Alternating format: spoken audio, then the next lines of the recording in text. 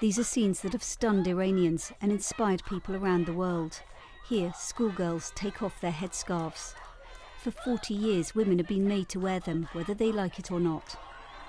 But extraordinary acts of defiance are now taking place against a regime that's controlled what half the population wears and how they all behave for so long.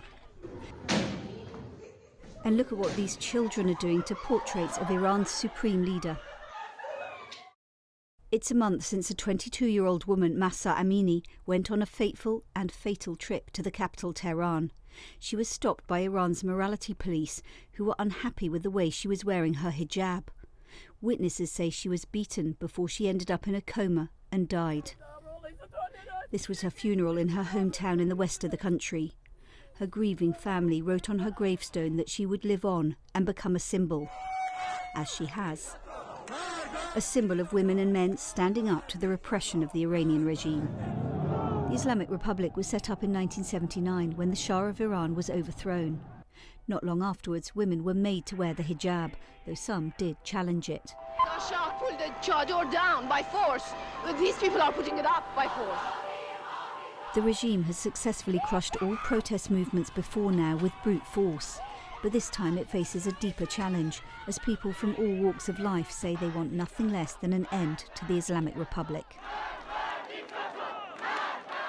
Azadeh Moaveni has just returned from Iran, where she witnessed some of the protests. I don't think there's ever been a generation under the Islamic Republic that's so different to the ruling authorities. They are fearless, they are plugged into the internet, they are sophisticated, they are worldly, they are educated, and they are more secular and liberal in their lifestyle than probably any generation before them. So where do you think this will all go? It's hard to see things ever going back to how they were before. You know, the morality police, I think, will never be able to resume their patrols in Iran. They're forever tainted by having killed a young, innocent girl. So I think we're just at a precipice moment where sort of both sides are sort of staring each other down. It's really quite frightening.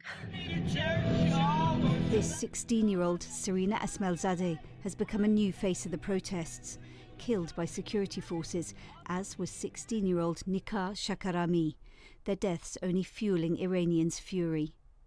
Red paint on the hands of students in Tehran this week, powerful commentary on a regime now facing an unprecedented crisis of legitimacy.